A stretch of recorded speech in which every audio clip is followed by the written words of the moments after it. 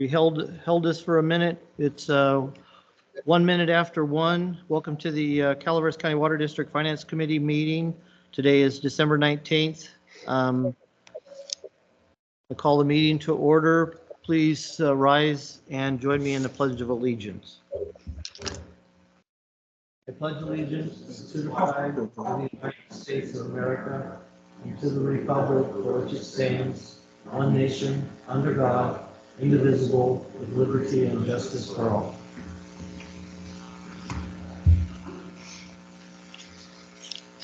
Okay, I don't think we need to take roll call. Cindy, Cicada, are the committee members joining us online?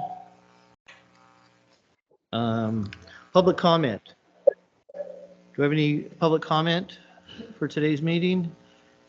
Catherine, anyone online with their hand up, or is there anyone on any other public? Is there any online? public comment, and can everyone hear us? Okay.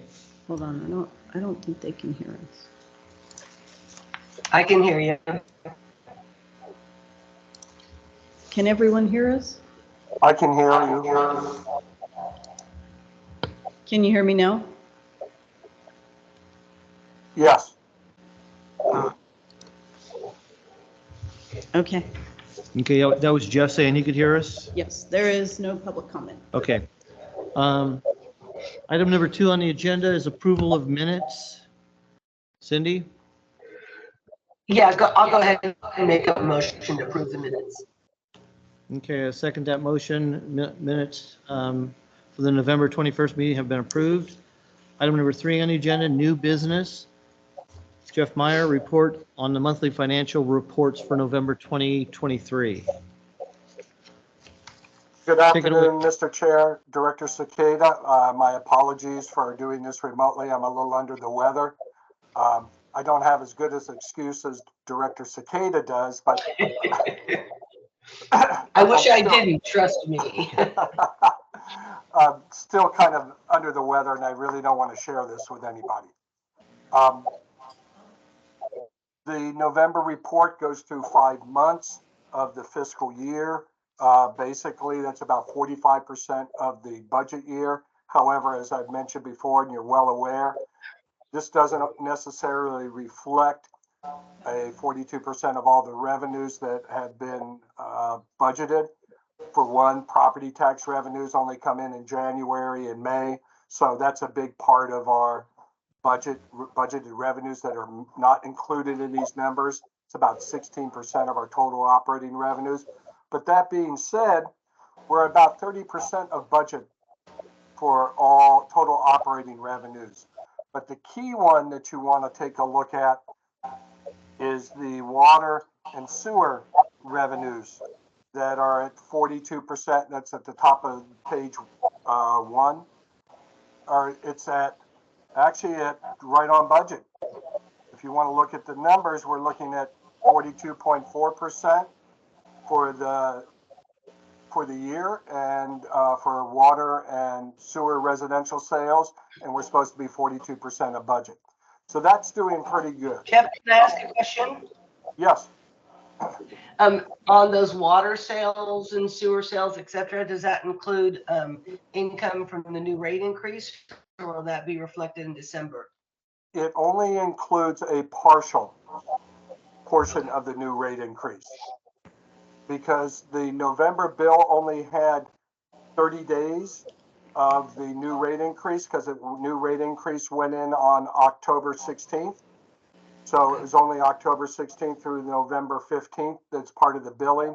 The December billing that's going out this week will include the entire full amount. Okay. And on another note, would you guys prefer that I raised my hand before I just asked if I can ask a question? Is that easier? Go ahead, and I won't talk over you in the future. You have the floor. Tell me when you're done. I'm done. Go ahead for right now. Okay, and on that same subject that she brought up, what was I going to ask? Oh, the Jeff, you just said that the the sales only include half a month of the new rates, and that's only half of the month of half the customers, correct? Correct. Yes. Okay. Yeah, right. And, Okay. and since you're done for the moment, Scott, I'm wondering, we want to somehow track the new rate income towards some expenses. Do we have some other way that we figured out how we want to do that? In tracking it to our CIP? I know we've had a lot of customers ask, do we have anything in place, or that will be discussed later? What we're going to be doing is given a couple cycles, because remember we bill on 2 cycles, cycle 1 and cycle 2, up the hill, down the hill. After about 2 billing cycles, we'll have a fairly good feel for where we are on the base rate side of it, as far as the new rates and how it's affected our revenues. However, on the water side, the rate increase came into play right in the wintertime when we generally see our lowest consumption because of the outdoor watering needs go down. People don't water outside. So we're not really going to get a good feel for the consumptive revenues until the May and June billings. Just as a footnote, the May billing that goes out May 20th, that's from March 16th to May 15th. So that's just the beginning of springtime where we may see some additional people doing outdoor watering. The June bill is a little bit more reflective because that's April through June. So we're really not going to see much in the way of an increase in the consumptive side, just on the base side. Hey, Jeff, I got a question on that page 1 report that you're talking about, down about halfway, under operating revenue or miscellaneous operating revenue. There's miscellaneous, the line item is called miscellaneous operating revenue. It's 259% of budget. What's going on there? That is the credit card fees that we receive for people who do credit card transactions on our online bill pay portal. Okay, thank you. You know, and take a look at that cost. We used to absorb that. Right. Now, That's crazy. And just a further note on that, I thank you for bringing that up, Director Ratterman. Since this was the first budget year we had for trying to figure out what type of revenues we would be receiving and the expenditures that are being offset, because we can't offset the expenditures have to show as is. We under budgeted the revenues on these, and we also under budgeted the expenditures on this. They'll balance out, but moving forward, we'll have a 1 year worth of track record. So they're going to be more, next year it'll be more in line with budget to actuals. But right now, it's still doing what we anticipated it to do. The fees would be able to cover our costs. Okay, or that makes sense. A portion of our costs, a portion of our costs, not everything. Okay. Okay, go ahead and proceed. I'm going to ask if there are any more questions on operating revenues. I think I'm okay. Unless something else comes up. Sorry. Okay. We can always go back. Don't worry about that. Okay. Let's move down to operating expenses, because we've gone through that here. Here we're at 42% again for the number or the total expenditures. And if we scroll down to the bottom of this page, you'll see that actually it's the beginning of the next page. My apologies. Wow, 2 pages worth. And Jeff, the page Yes. that I'm looking at right now, district operating expense detail, that first page, that's all departments, right? And then That the is all departments broken departments. up by department later. Yes. Thank you. Okay. That is correct. And just to let you know, we're at about, and I know my apologies, I'm jumping around here.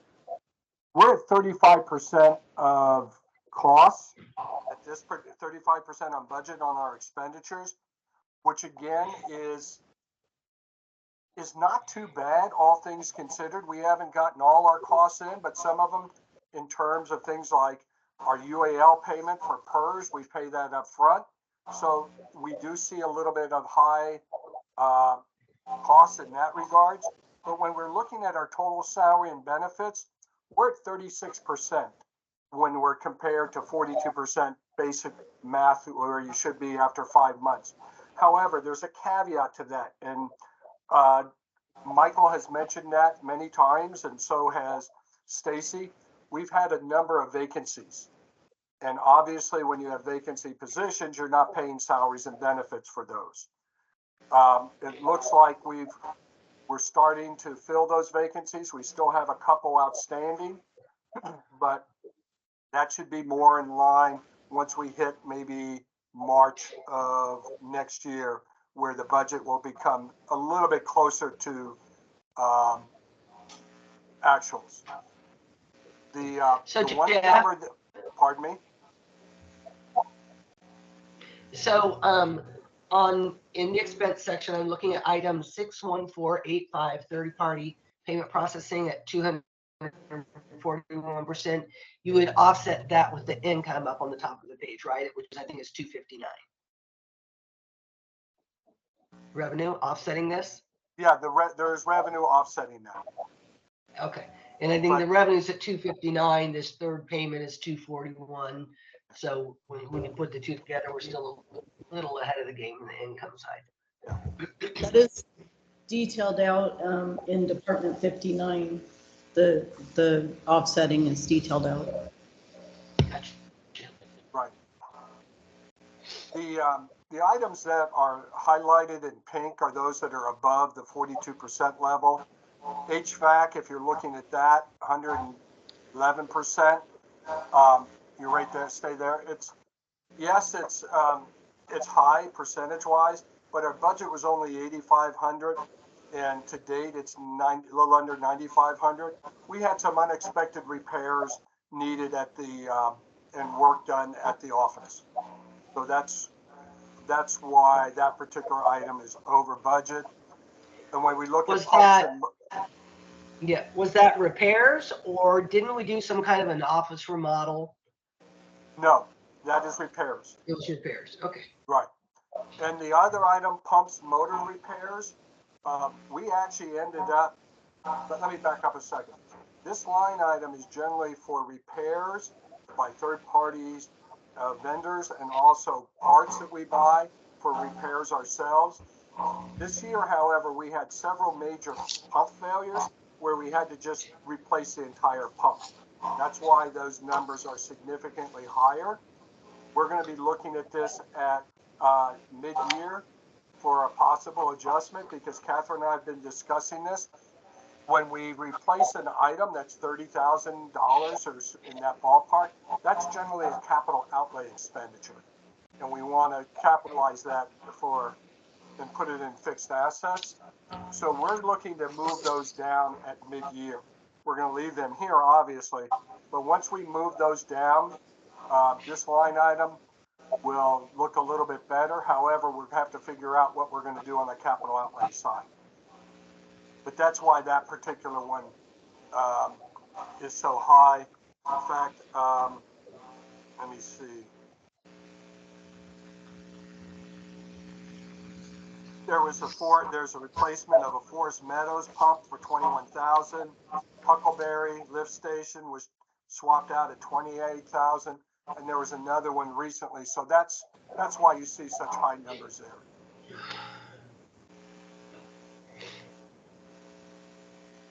I don't have anything in particular. Oh, one other thing, but I'll get to that in just a moment. Excuse me. Do you have any questions on this longer list before we go into detail for each of the individual departments? I have a question on the unemployment claims. How many employees are we paying for unemployment, and how much longer do we have to pay on this unemployment? Any idea? That I don't have direct information on as far as the employees and the amount. I'd have to check with HR and see what our billing is from the state. Yeah, I'll check with Stacy and get back to you on that, Director Skata. Yeah, it's not that big of a deal. I'm just really more curious about how much longer. It's probably only got one employee on there is my guess, but And how long do we gotta pay that, you know? Sure. Yeah. And I don't have anything further, Jeff. Go ahead. Okay, let's go down to, actually, I'm gonna jump, unless you have any individual departments. I have one item there that I think is it's rather relevant, and actually it's a mea culpa. If you want to scroll down to, water resources, Catherine, that would be the bottom of page 18. There we go, right there. If you can go scroll up just a little bit.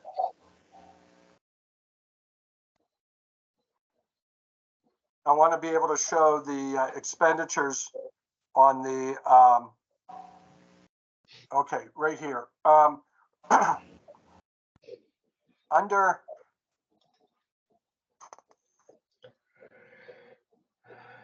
for miscellaneous expenses. No, I take that back. I'm sorry. Catherine, I'm not sure where the state fees roll into on this particular one.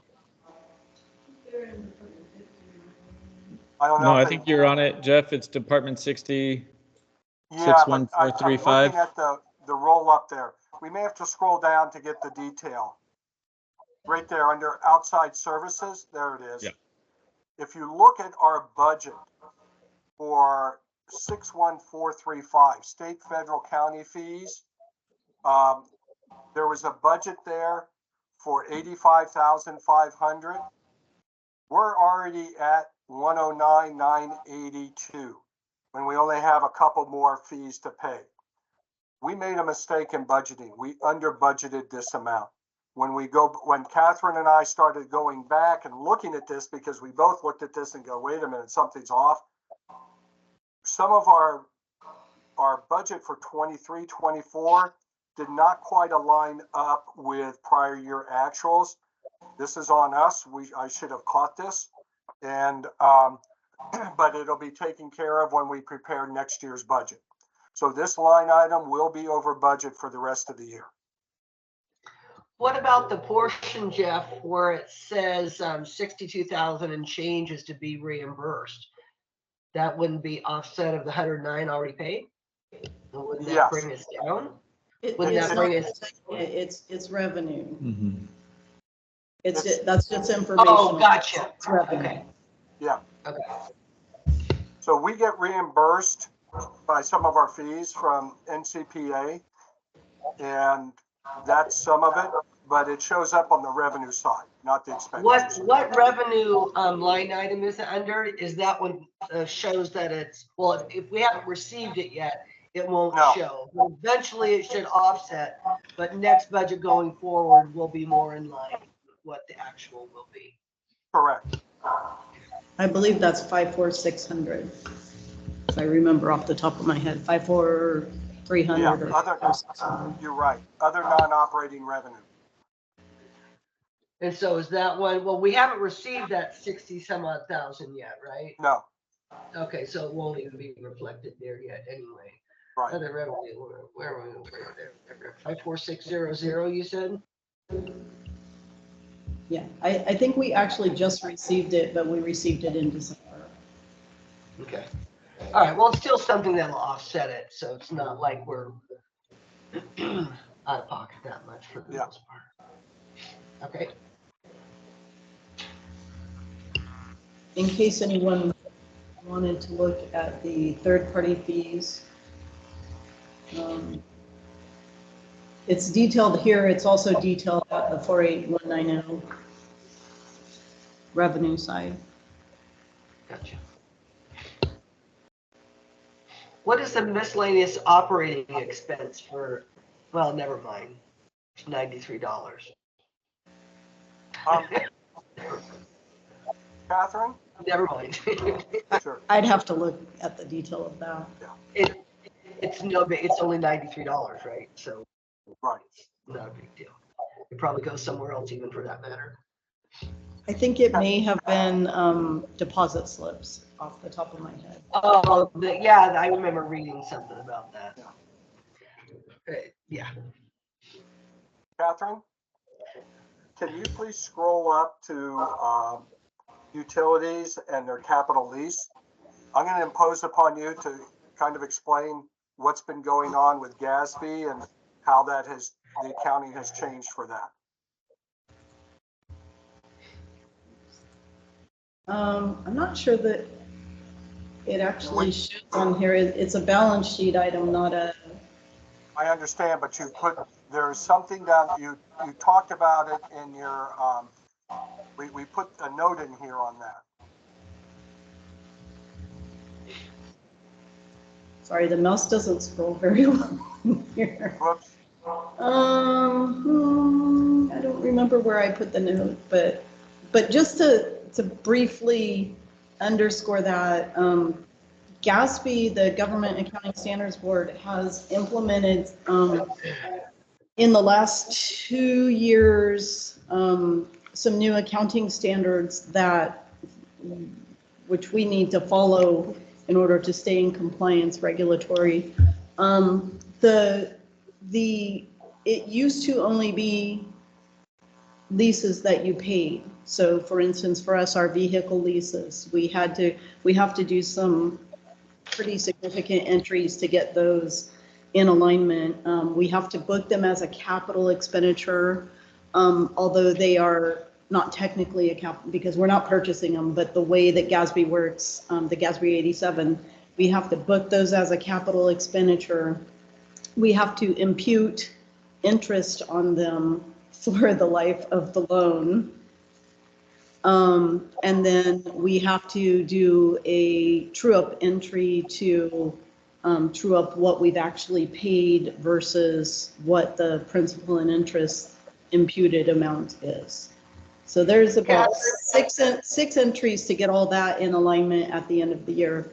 The GASB also added in 21 cell tower leases, so revenue leases. So all of our cell tower leases now also, essentially we have to calculate what the total amount of revenue is from those leases and a lot of them are 40 years. I think they have their 4 or 5 year increments and they have 20 renewals available.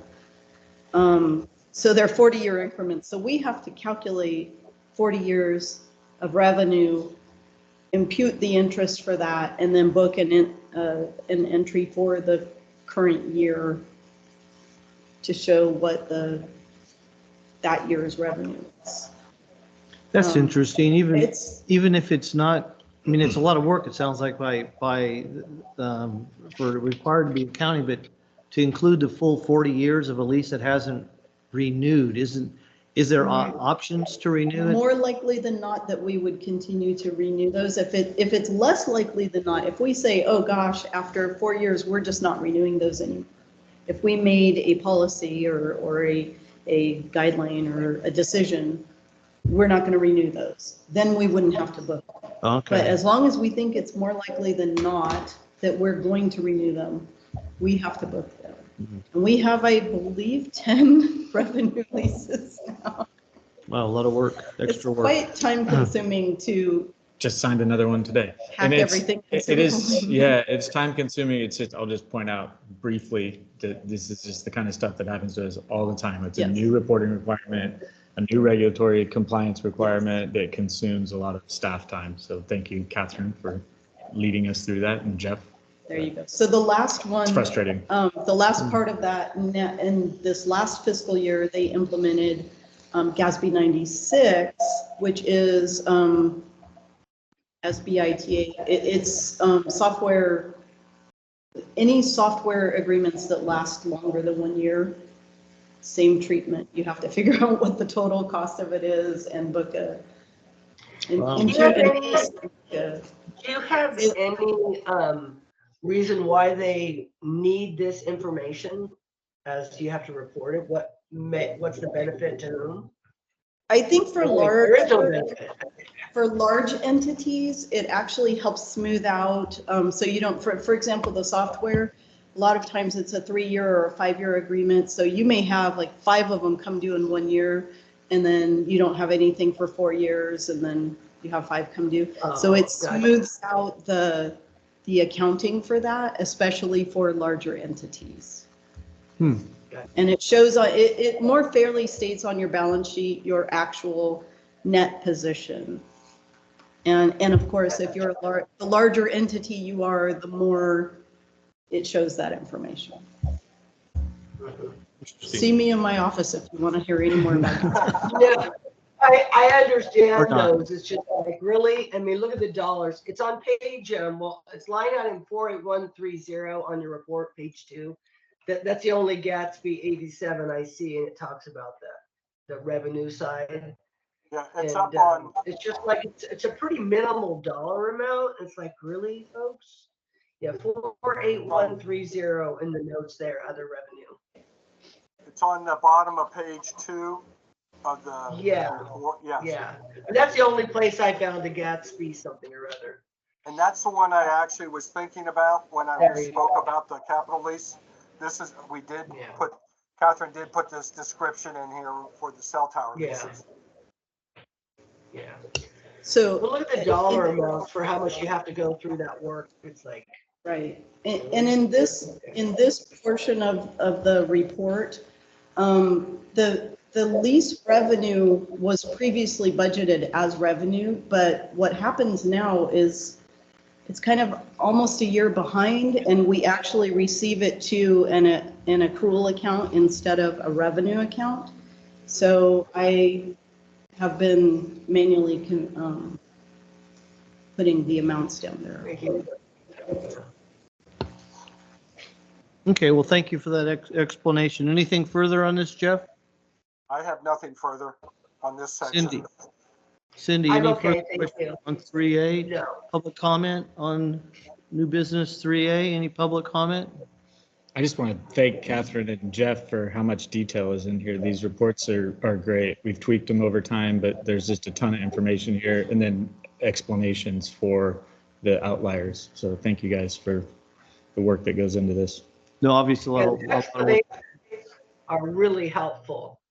You know, we can I figure watch if I them. have to go research it, then I try to document that, like what my research found.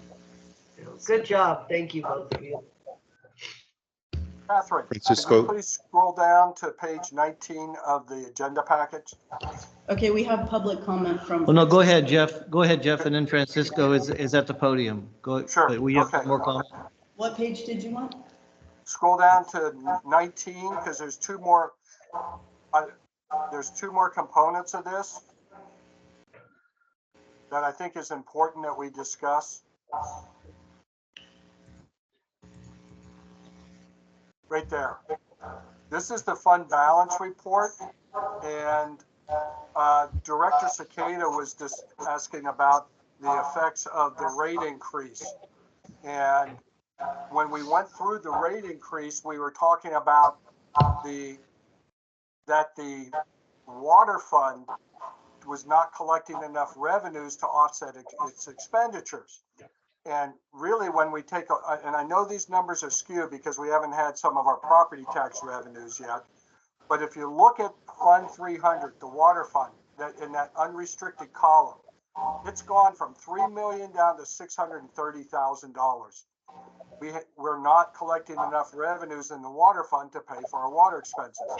On the other side, scroll down a little, if you see a little bit more in Fund 500 to sewer fund, it went from a negative 1.7 million to a negative 2.3 million.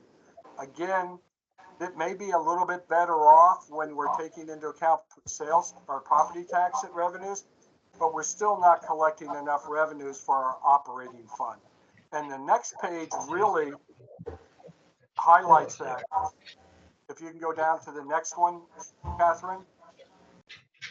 This is a fund activity report as of November 30th. The water fund pulled in just under 5 million in expenditures. Revenues, 7.5 million in expenditures. Net fund activity at negative $2.5 million. The sewer fund wasn't as bad, but it's still a negative 600,000. These numbers are going to start to improve a little bit as we get further into the rates, the effectiveness of the new rates. But this just goes to show you that we're still, I don't even want to say, we're not even treading water in this case, pun intended. Cindy, can you mute your microphone when you're not speaking? Why, you hear my dogs? Do we hear everything you're doing? Okay. Okay, thank you, Jeff. Are any comment on that, on those 2 pages, Cindy? Or we go to public comment? Go ahead and go to public comment right now. Francisco. Thank you. I don't see, and maybe it's because it's not a typical practice, but like a trial balance, a balance sheet. Do you all do those on a monthly or semi-quarterly or? We only have a balance sheet at the end of the year when the auditor has audited all of our financials. So you don't do an unaudited one? Okay. This is somewhat our balances, but we don't do an unaudited balance sheet, no. It would be very time consuming to do. Thank you. Thank you. I wanted to make a comment. Francisco, I have asked for a balance sheet ever since I started here. And even though the reports you're using pick out certain elements of the balance sheet, why can't we get just a printed balance sheet from Tyler or Springbrook at the same time to see where we are at that moment? I don't know why we can't do that. It doesn't exist in Springbrook. Our auditors actually create our balance sheet. That just doesn't seem to make sense. I guess that's just our typical accounting system these days, whether it's Tyler or Springbrook. We do have all the accounts at Springbrook. We just don't have a report that summarizes it in a pretty manner. Go ahead, we're going to. Catherine and I'm just curious, as Catherine and Jeff, is this common in not having a balance sheet report in this particular accounting system? Is that normal? QuickBooks, I can do a balance sheet really easy. Some of the other ones, BusinessWorks, etc. I just don't know why it doesn't have a canned report. Well, part of it too is remember, we use multiple funds when we look at the water fund and sewer fund. Mm-hmm. So if we don't, it doesn't have the ability to look at multiple funds and pull that all together. So, and again, when we're looking at this, it's for a finance director's position, I'm less inclined to look at the balance sheet per se during the year than I am at the budget status reports where we stand budget to actuals. But we also provide you a fund balance report. So this basically gives us similar information. It's unaudited. So at the end of November, we're looking at 630,000 in the water fund. That is not a budget number. That's a balance number. So we do it by summary by fund, but not so that balance number. That's cash. That's the amount of cash we have in the bank. It doesn't look at liabilities or anything else. That's strictly cash. So that helps us identify things as well. So also without accruing every line item of the budget, which we don't do, for instance, a big one is property taxes. We know that we're going to receive them, but we don't have a way to actually create I guess I could create an entry and then receive the money against the entry. But it's essentially doubling the year-end closing process amount of time that we would take to process entries. Well, at what, like, so when you get your bank statement, so for the operating account, let's say it, I imagine it's zero balance. It only puts money in there when we're writing checks and so forth. Is that right? Do we have a zero balance account for operating expenses? We reconcile the checking account and the cash and treasury. We reconcile the GL to the cash every month at month end And so, closing. for instance, these fund numbers that I'm looking at, would the ones that have a bank statement be reflected to that balance on the bank statement? You would have to add all of the statements, the operating account statement and all of the Leif and Chandler statements equal the fund balance. Okay, we're going to go to public comment. Michael. Yeah, hi, Mike Thank Rogers, you. Valley Springs. I just want to reemphasize this balance sheet issue. From our perspective, I think it gives us a snapshot in time, and even if it were not a monthly thing, if it was quarterly or semi-annual, I think it would give us a better idea of the financial condition of the district. Because, as I said, it is a snapshot in time, and at least it kind of gives us, because this detail that Jeff prepares is fantastic. Don't get me wrong. It's quite, Catherine, the team puts this together is She ain't going to let you get away with that, huh? very No, helpful. not at all. Okay, Catherine. Okay, I stand corrected. But so it's very helpful. But I think from our just having that 10,000-foot view of the financial condition of the district would be very helpful to us and the public. So I think that's, the root of Francisco's. I don't disagree. I could tell you that the year-end closing process takes anywhere from 3 to 4 months to completely gather up all the information, do all the entries, close the books properly. To do all those entries twice a year or 4 times a year, we could add 2 more accountants and do that. We don't want to do that. That's So the essentially- supplier, the supplier or vendor of this accounting system, is that if you went to them and said, hey, is there a way to?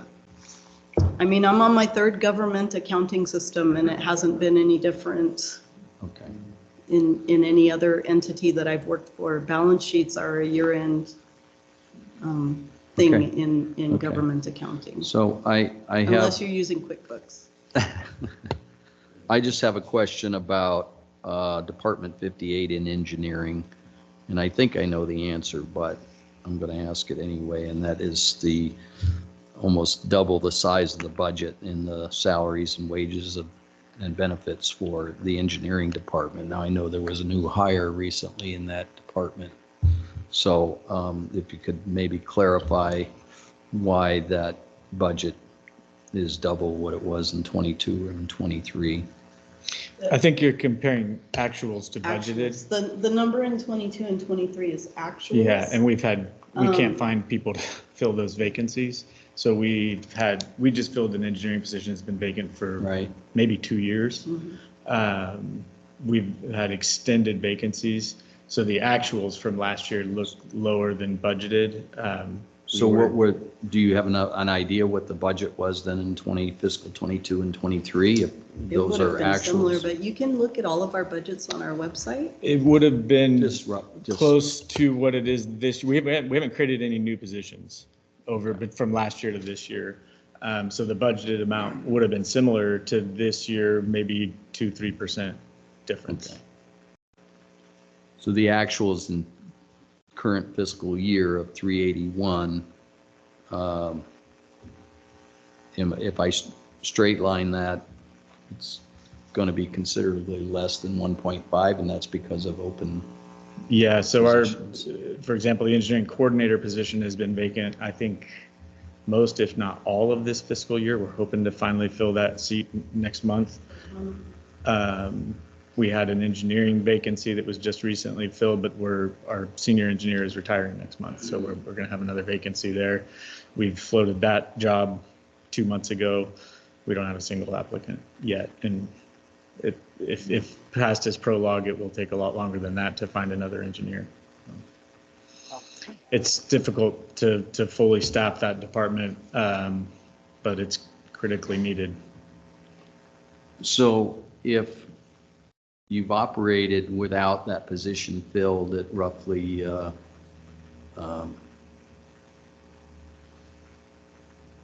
looks like a little over 50%.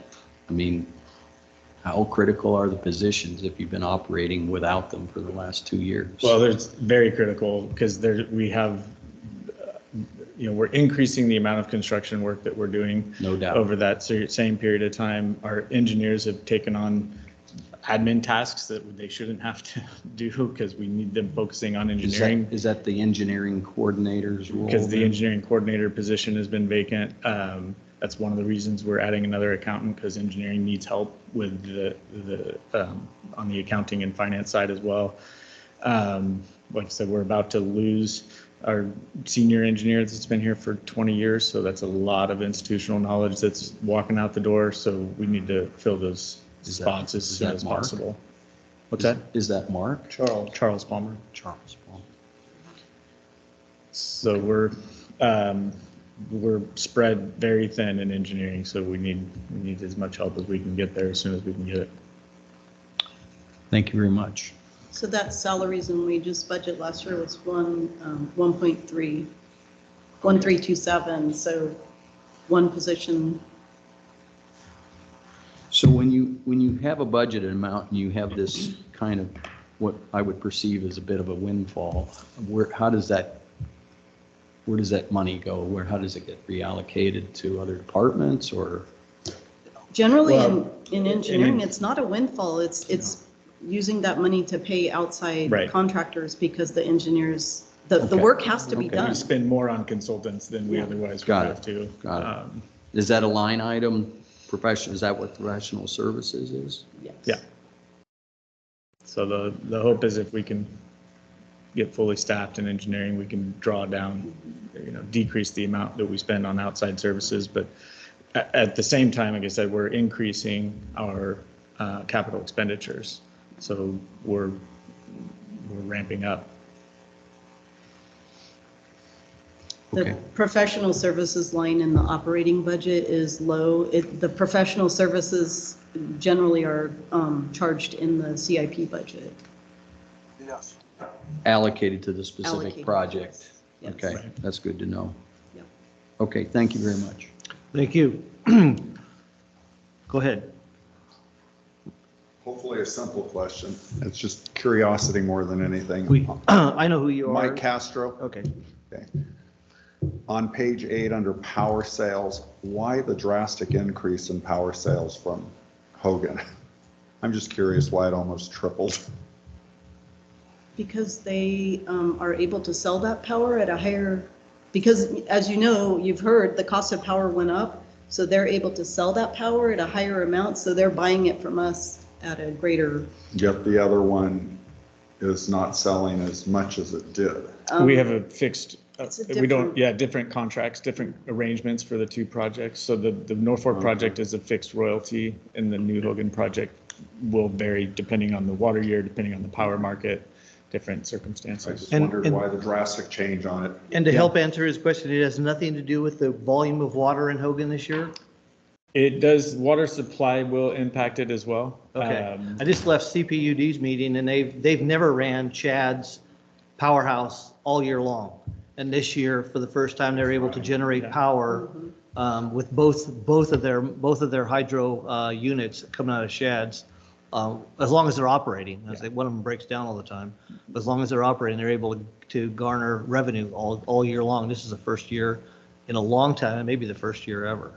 Yeah, so New Hogan will fluctuate based on water year, but also based on the power market. Yep. Any further public comment? You reserving all your comments for later? Okay, we're going to move on to item 4 on our agenda, old business. A discussion of Tyler Smart Portal. Kelly Richards. All the Kellys are, almost all the Kellys. Director Ratterman, Director Cicada, good to see you this afternoon. I am pleased to report today. Can you hear me okay over there? Okay.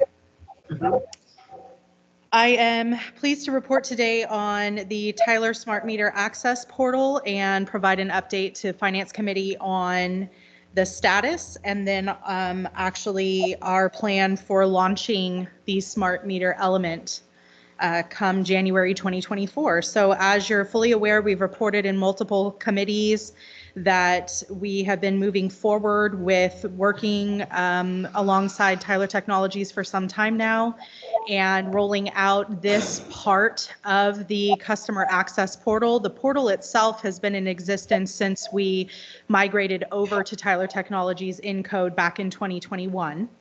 But this part of the portal has been on hold as we navigated the Mueller automated metering infrastructure project, implementing over 13,000 automated meters into the system, and then obviously collaborating between multiple departments here and Mueller, the metering company, to conduct quality control and quality assurance checks on all the infrastructure and the data that was being reported, working to set threshold alerts and establishing secure data transfer channels between Mueller and Tyler so that we could launch this part of the portal. So I am pleased to report today that we have been moving along pretty steadily, more in the last couple months than we have, I would say, over the last year to try to push this out. We've made a lot of headway. We've been able to collaborate quite a bit better between Tyler and Mueller. And so I am pleased to report to Finance Committee today that we will launch this element of the portal by the end of January 2024. As a part of our outreach element, we're going to be encouraging customers to register for an online account and familiarizing themselves with the portal itself before we go ahead and flip the switch for this other part of it so that they can familiarize themselves with the portal as it is now and then be able to welcome this new element in next month. Do we, as Hey, a part Kelly? of this effort, wait a minute, Cindy. As a part of this effort, would it be beneficial? I know it would be, before I even ask the question, to put together an educational piece, whether it be in a webinar online, or frequently asked questions along with it? That is going to be a part of our outreach plan for this part of the portal. Have been collaborating pretty closely with Kelly Gerkensmeyer, External Affairs Manager, so that we can make sure that we are providing a really solid educational outreach element as a part of this rollout. So it will include more interactive, I guess, and hands-on type educational options for folks and not just a simple how-to, document. So we're exploring kind of more engaging forms of outreach for this part of the portal in order to ensure that customers are comfortable with enrolling in this part of it. And is it going to be a live, and Cindy, this is my last question, then you can go. Is it going to be a live you say interactive, so it almost has to be a live where people are asking questions and we're answering them in real time? Is it a classroom setting, or what's the educational piece gonna look like?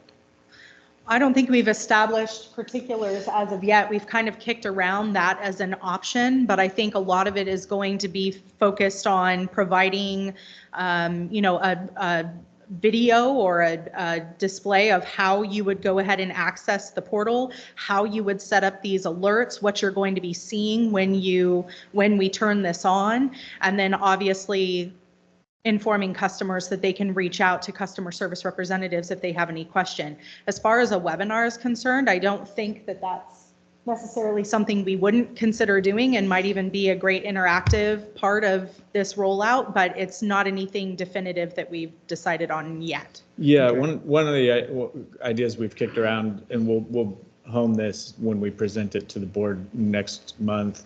But I think the idea of putting out a video and going live, and then a webinar, a couple weeks later, so people have time to play with it and develop, substantive questions that we can then respond to. Because I think doing it in the absence of allowing people to log in and play around with it may not be very productive. We may not get much interest in a webinar, but I think once we go live, we release outreach and education materials, and then maybe follow up with a webinar or something like that to address questions that people have come up with.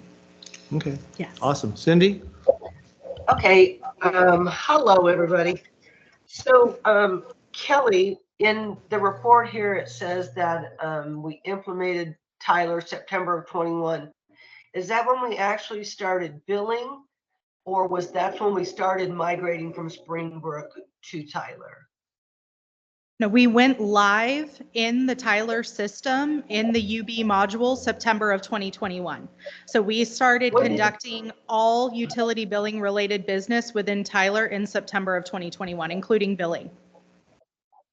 Okay, so we started the migrating or the process. What year did we start that? And where I'm going with this is I really hope the portal does work at the end of January, but since September, January, we're looking at, roughly 2.5 years. And one of my complaints with Tyler, and I'm hoping in the report that we'll get on the next item here, that we're going to talk about some of the, why is it taking so long? I know we have some reason it has to do with AMI, but I've asked for how much have we spent on Tyler? And one of the questions is this portal, have we been paying for it this whole 2.5 years and we still can't get to it? I did hear you make a comment, Kelly, that the communication has improved. And I'm kind of curious that they return calls or something now. I'm just really disappointed in this whole Tyler. I think if we would have had all the issues, maybe it wouldn't have been this bad. And I hope going forward, we get out of all the issues with it. But yeah, 2.5 years and we've been doing billing with Tyler, and we're just now getting to this portal. And I'd still like to make sure we have some kind of a discussion, the pros and cons of what happened here, not pointing fingers at anybody, because I think our staff does a great job. So where could we do better? What worked, what didn't work? Right. So, and just, what I'm saying? And I'm not saying you did anything wrong or anything. I'm really proud of all customer service and finance. I know that there's so much that goes on, but something happened here, and I think we really need to identify it, not to point fingers, but if maybe CCWD wasn't ready and that was a problem, so be it. But I don't think that was the issue.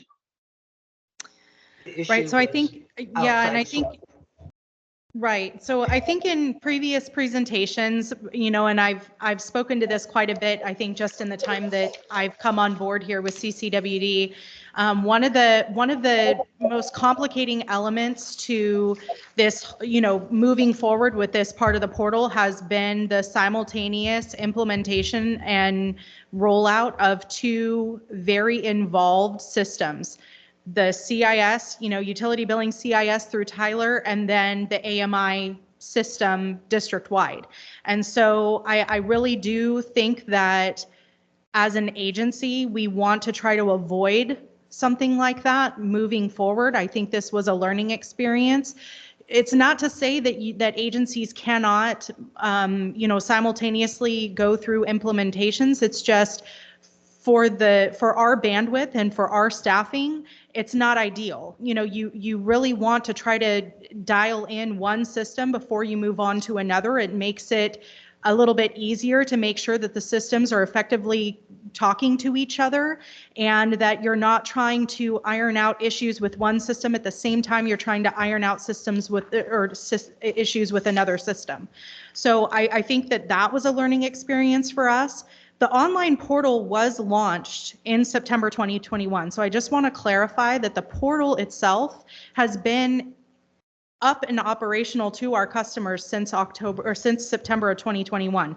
It's just the smart meter element of the portal that has not been turned on. So we have been paying for our online portal. We have not been paying for the smart meter part of the portal, and that billing will start once we flip the switch on this.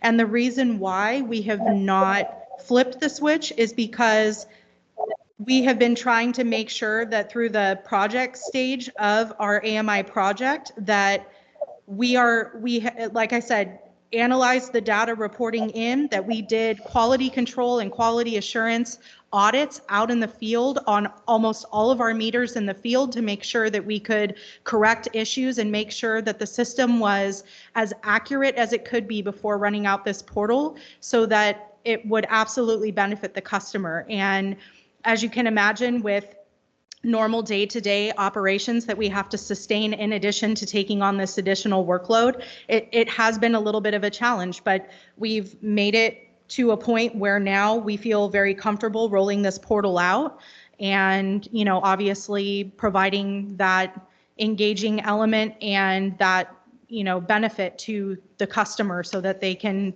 be, you know, have more of an they can be more, you know, integrated in with their consumption and be empowered to have alerts and follow that a little bit more closely on their end. And just to add on to that real quick, I think Kelly did a great job of explaining it. We have been using the customer portal during that time. I think the short answer on the smart meter is we just didn't have the data. So when we went live with Tyler in September of 21, we hadn't started the AMI project yet. And based on the information we had and the guidance we had received at the time, we made the decision to go live with Tyler first before swapping out any of the AMI meters. But it's the data that comes from the meters that makes this work. And so we've now that we've swapped out all the meters and we've had enough time to make sure that the data is accurate, this is, I think, the appropriate time to go live. Would we have liked it to happen sooner? Absolutely. But I'm comfortable with, making sure, and Kelly will probably, well, she won't say it, I will say it. I have leaned on Kelly at times to go live sooner. And she has said, Michael, it would be a mistake to do that if we don't have good data. And she was absolutely correct. We needed to take the time to make sure that when we do roll it out, it will be successful. So I appreciate Kelly's leadership on this. And I just want to say, hang on, Kelly. I just want to say I'm really thankful that CCWD has you here to help through this. I know it's been a nightmare. I just want to make sure that continuing with Tyler is the right thing to do. I mean, it seems to. We've invested so much already. But anyhow, right. Thank you, Kelly, and everybody, of course. But I know without you being here, Kelly, it could have been worse. So well, I appreciate your comment. I will tell you, though, that it has absolutely been a team effort and a group effort. There's been a lot of trials and tribulations, and so it's been very collaborative. There's been some, a lot more gray hairs and hair pulling that has been happening over the last, year or so. But we really do have a great support system here and a good team, and we were able to push this through. To answer one more of your questions that you posed earlier about why within the last couple months we've been a little bit more successful in our engagement with Tyler, and that is because we had a new Tyler technician that was assigned to our case, and she is just phenomenal. She knows the smart meter side of the portal inside and out. She's been very responsive. She's been very helpful. And so I think she was really kind of, unfortunately, one of the things we were waiting for in order to get this moving. So I do want to credit Tyler for actually providing us with somebody who has really helped move this along in a short amount of time. Well, that sounds awesome. And I know everybody works together, but at times you do need a leader. No, and thank you very much, Thank you, Kelly. Kelly. It was this, we transitioned from what to Tyler? From Springbrook to Tyler? Right. So where is Springbrook right now, and how long do we still have to continue using it and paying for it, and for what? I fully respect Jeff, and I believe that's part of the next, Well, we're not using Springbrook element. for utility billing. well, not for utility billing. Right. We're So not the using piece- Springbrook for The utility function that we billing. have Tyler for right now, it's not redundant with, Right. with Springbrook. What we haven't yet implemented is Tyler Finance. And that would then, so right now we still have. You mean it's taken finance longer? They're still working on it? Hey now. No, we haven't, yeah, Catherine, that's turn a- your that's a- microphone on. I think we're getting into the next agenda item here. That's a whole nother conversation. Yeah, so, but We're yes, still using Springbrook for that, and it's not redundant for what we're using Tyler for right now, but that would be in the next step. Okay. And yes. I guess I'm more concerned about what we're paying for these services, these software services. Will Yeah. Springbrook ever go away? I mean, I think I heard at one point, It 5 or will. 6 years ago, that was the idea of moving to Tyler so that everybody, including finance, can jump into Tyler. Right. right, so and we at wouldn't some have a point- segregated system, And then right? we'll get rid of paying for the Right. software Springbrook. Springbrook would go away when we implement finance. if Okay. We implement finance. And so in Tyler. that's the transition to our next item, which we can't go there yet until we have public comment Right. on this item. Thank you very much. Thank Thank you, you, Kelly. Kelly.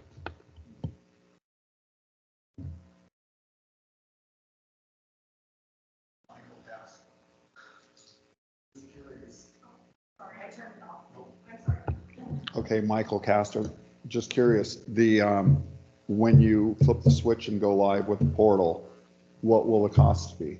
And is the cost based on the number of people that sign up to use it, or is it just based on the total number of water customers with meters in the county?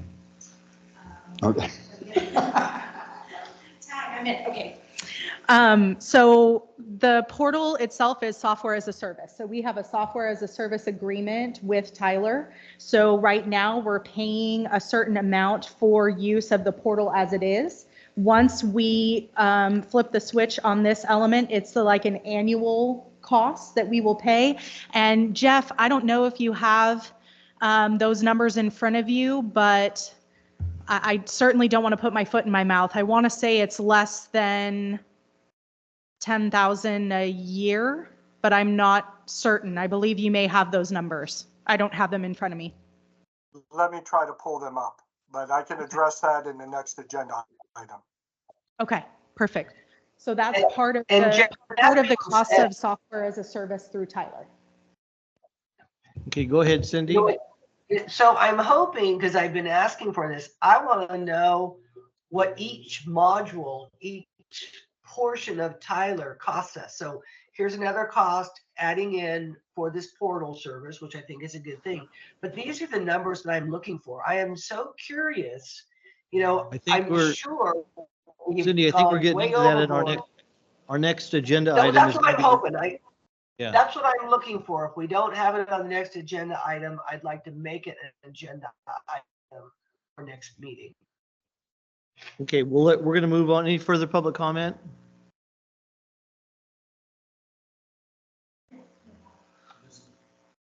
Roger, just a clarification on Mike's question, and I think it was whether there was an individual user fee. So it's a flat rate SaaS user agreement, right? Okay, thanks. Okay, moving on to item 4B under.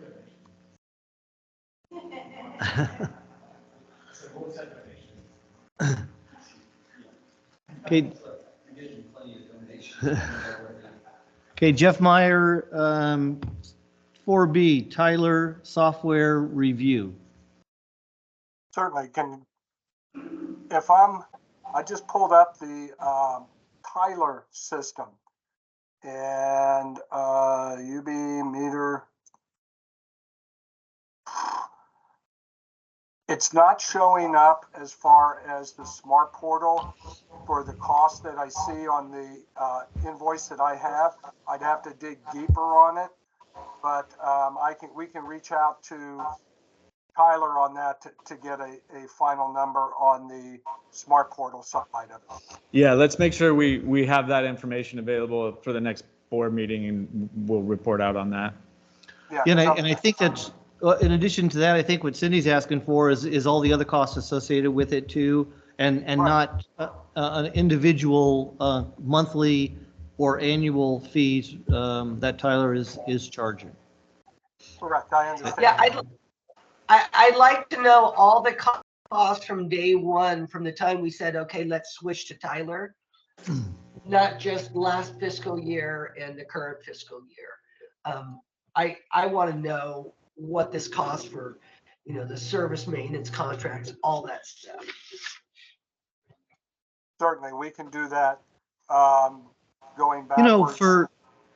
We're asking for that to give it context. Why don't we also ask for the few years even before Tyler on what we were paying for Springbrook, and we got through with, we got by with. I know we decided to go, it was a long time ago now, we decided to do this or to start this process. I mean, we're looking 5, 6, 7 years ago. But there was a reason we were getting away from Springbrook and going to this. I don't think at that point in time, none of us thought that we would still be talking about it. But here we are. So to give that number of context, Cindy's asking for not just the last couple of years, but for these functions that we've been relying on software for. It has been Springbrook and Tyler and whoever else is in that group for these functions that Tyler is going to eventually take over, including the customer service portal, the billing portal, and our finances. Let's just look at the whole picture if we can. Sure. At that board meeting. And otherwise, we're going to be getting questions that we can't answer, even then if we don't have the full picture. It is a little bit apples and oranges. Yeah. Tyler has a lot more functionality, and I will say it's not just a Tyler thing. Springbrook Online, the newest, latest, greatest Springbrook, has a lot more functionality than the version of Springbrook we have. We have a, on-prem, we have it on a server here, version of Springbrook. The online cloud-based versions have some additional reporting capabilities, both Tyler and Springbrook. But to compare Springbrook, what we have and what we had, the full version, versus Tyler. I think I'm just looking for costs, historical costs. Yeah, we can bring that back, absolutely. I think what Catherine's getting to, though, is a good point. One of the reasons, and we did this, we discussed this in detail back then, but one of the reasons we switched was because we needed additional functionality, and there was cost to that, but there was value for it as well. So it will be a higher dollar amount than what we were paying for Springbrook, right. But we're getting more for it. So, but yeah, absolutely, we can bring all that information back. Okay, and no, there's going to be an explanation why we spend more money for something, of course. Okay, 4B, take it away, Mr. Meyer. Certainly, I apologize for that. I was actually trying to pull up the August finance report, because I know we provided some historical context for the Tyler cost, but we will return in January with accounting or numbers going backwards, just like Michael said. The items you see here is our costs for fiscal year 22-23, and these are our annual costs. These are not install costs. So these are things that we have to pay annually for the different systems. And then there is the utility billing transaction fees that are in the second set of numbers under transaction fees. And that goes anywhere from the global to the Insight numbers. But I think Director Cicada was more interested in the system costs. Is that correct? I think yes. I mean, this is nice to see, but this hasn't answered any of my questions. I want to know how much we paid for the system and how much this system costs us annually. And and the system consists of what portals are we paying for? You know, Right. I know we've spent thousands of dollars, probably hundreds of thousands of dollars, and we're only using it on billing. And then I also want to know, when we get into the full use of this, what's it costing us? And I know it's going to be more than Springbrook, because like you said, more functionality. I think we knew that, but it was going to be a better product. And I hope it does end up being a better product when we're done. When we're looking at this, when we're looking at this spreadsheet, Jeff, that you have up on the screen right now, is Yeah. this, what is, what does insight mean and what does global mean? Are these fees all related to Tyler? Those are the transaction fees that are paid when people do online bill payments. We go through Global Pay and we go through Insight. Kelly, are you still there? So is these, I'm here, I Jeff. guess my question, Kelly, then is there's Tyler Software Mhm. and then there's two other companies that we're paying to. Insight is Tyler? Insight is Tyler. So Okay. Insight is what they refer to their online payments or IVR payments. So we do have it available to customers to call in to CCWD and use a debit or credit card to make a payment over the phone using automated IVR, or they can do it online through the customer portal. And that is considered Insight, which is their That- clever Encode. Okay. Is the module. Can we get their clever codes off of our reporting? And when you guys are reporting to us, not use their Verbiage. secret coding that doesn't make any sense to us Right. outside of their software? And is Global Payments, is that money go into Tyler too? That is the credit card payment processor. Okay. Okay, and the company's called Global? Global Payments. Okay. Mhm. And maybe an asterisk on word global and what it means would be helpful here. Okay. Kelly or Jeff, I think I have a simple question, whether you have the answer or not. I'm curious. We know that we bill, I'm going to just use a number, $100,000 each month. And after all these fees, depending on how many people pay, how much do we net after that? If we're expecting 100,000, how much are fees? So how much do we really get? 90,000? I'm wondering, what is this costing us in sewer or in, utility revenue after all this baloney with using credit cards and stuff? Does anybody have that answer? If not, I'd like to have it for the next meeting. So year to date on the bottom of page 28 of the packet, the revenue we have collected is 88,879.84. And the cost of the transaction fees is 104,381.54. So approximately $16,000 is what it's still What it costs us It is to collect And money that- using them. year to date. And Catherine, correct me if I'm wrong here, but that's intentional. We didn't want to over collect. We had to set a fixed rate. Well, we can only collect so much. Right. also. And we We're didn't not- want to collect more. We can't make money on this. We're not trying to make money on this. We're just trying to recover as much of that expense as possible without going over. And so we deliberately, made sure that we undershot a little bit. But at the same time, we're collecting the vast majority of those costs. And there is a hard limit, and we are collecting as much as we can collect at this point. So There's a let me per say that transaction convenience fee limit that you can charge per transaction, is what Catherine's saying. So we are at 3.9%. 3.9 is the max? Okay. is the most So- that you collect. So let me ask, so we're willing, at this point, we've got 6 months, 1, 2, 3, 4, 5 months worth of income and expenses to collect it, and it cost us $16,000 versus if somebody would have paid cash and walked it in, we'd be $16,000 more in income.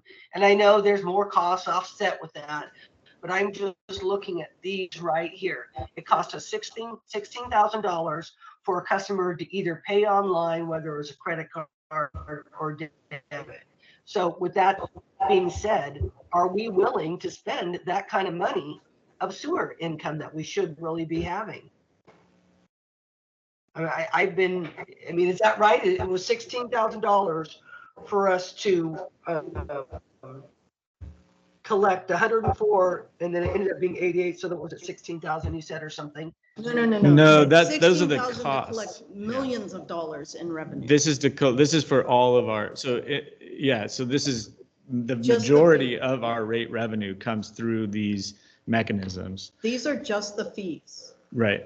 Our rate revenue, I'd have to go back to that, that line of the. Oh, I see what you're saying. report. So the Yeah. revenue in this is the fee you charge the customer to use the service.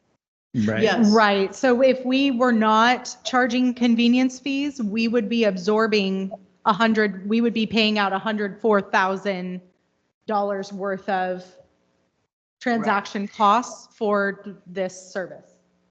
The number I remember seeing. So, but what we have paid out is 16,000 to 99,000. collect the 104,000. No, we paid 16,000 to collect several million, probably 6 million, maybe not 6 million.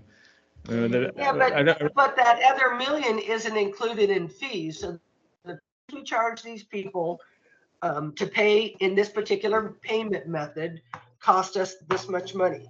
So this is the transaction cost to collect all of the rate revenue that comes in through these cards. So we've collected almost 7 million in rate revenue. Right. Actual to date. And A large percentage of that is through online payments. And so the people that send in a check, does that go through Tyler or does it go through CCWD customer service? that goes to CPI. That goes through a lockbox processing company, CPI. They control our lockbox and credit and check processing.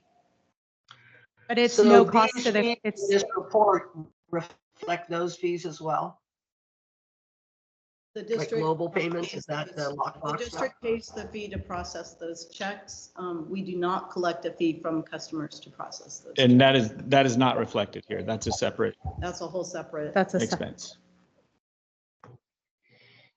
I still And don't that actually- feel like I'm asking the right question, but I will work on That cost has nothing to do with Tyler, the check processing. I mean, Right. it has to do with the fact that we send checks to a lockbox. Then why in this report do you not share the 7 million that we've collected? Because I'm looking at this again, so there's the So these are- transaction fees 104, the revenue collected 88. So Right. these are just showing the transaction fees. This is just the What cost of transaction that fee service. cost us is 104,381. That's And what I thought I was what asking. For this that- particular service, whether, because customers use credit cards or debit cards, right? Credit So let's cards, say debit cards. credit and debit cards, If they these use, plastic, let's say. if they use an online check. Anything through that comes through Global the- Payments, The portal. anything that Through comes Tyler. So far, let's just look at 22, 23. So the cost for the transaction fees for customers using the portal to make a payment, whether it was credit card or whatever, was $213,686.66. Is that correct? Correct. Yes. Okay. So now those were the fees, and of those fees, those transaction fees pertain to the revenue collections here on this report of 95,726. Is that correct? Correct, but we didn't start collecting those fees from customers until February. Well, So I don't think, These transaction fees don't have anything to do with the overall 7 million that we've collected. no. right? This So is I don't, just cost. let me correct Director Skate. I think what this is showing is the 213,686 is the transaction fee for us to collect all of the rate revenue that came through the portal. And then we recovered 95,000 of that. We didn't start to collect the increased amount until February. Okay. So we have a much higher you know, we're recovering a much higher rate this year, but this transaction cost is for all of the rate revenue that comes through the portal. Okay, so, and you're saying, I'm just confirming what I hear you saying. So let's say that rate revenue for the year was $7 million. Did every bit of that $7 million go through Tyler somehow in order to make a transaction fee? I think 7 No. million is year to date this year, right? Right, but That's the fine. whole 7 million didn't. Some of it went through CPI, the lockbox. Right. Not all of So that. what would it cost for CPI? I'm trying to nail down what is our cost for people to use the portal online payment. And what I'm getting at is that, so let's say that we bill, again, $100,000 a year we bill, and it cost us $110,000 in transaction fees. That's all our money. So the difference is $10,000. It costs us $10,000 of otherwise we would have had revenue, but we had to use it in transaction fees for customers to use this system. That's what I'm trying to get to, and I'm this report. So, We so talked say your bill is, about it. We say did the you're- 23, 24, 104. Go ahead. say you're making a payment of $1,000. You as a customer made a payment of $1,000. CCWD would get that $1,000. The customer would also be charged, if they're using a credit card, they would be charged 3.9% of that. So they would have an additional $39. $39 that would reflect as a credit card. So their total cost would be $1,039. If they were using an online check, an ACH check through Global Payments, their cost would be $1,002. And CCWD would still collect the 1,000. We collect the 2 and we collect the 3.9%, but then we pay it right back out to Global Payments and Tyler as Insight transaction fees. And Cindy, the only thing of what Catherine just told you, the only number that's not on the page here is the $1,000. And that's under 61485 and 48190 on the budget status report, that whole section that explains what. Right. And the delta The in fees what are. we actually end up covering is, in that example, if we recovered 1,039 from the customer, but the transaction cost was actually 4.1%. Right. And it cost us $1,041. That's where we lose a little bit of revenue when the credit card Right, and surcharge that's- is more than 3.9%. And that's But what we're I'm trying to recovering the get at vast here. majority of it. Okay, the other thing, So- Cindy, so- if you notice on this report, it's kind of, we're in the middle of a period of time because this just started in February of us collecting this extra fee. The difference between the 95 and the 213 is so great. But if we wait, Yeah.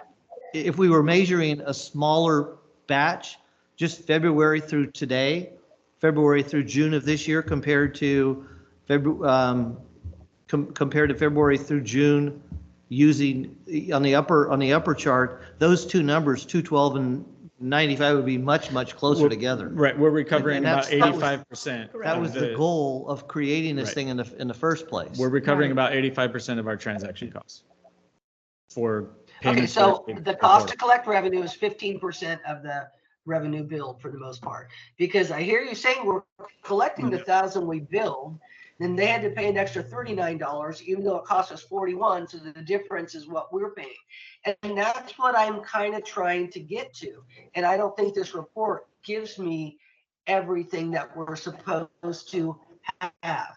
Now, if I want to go back to the budget report and I'm going to go pull out this number with my calculator and pull out that number, add, subtract, and do all that, I can arrive at the question I was asking you folks.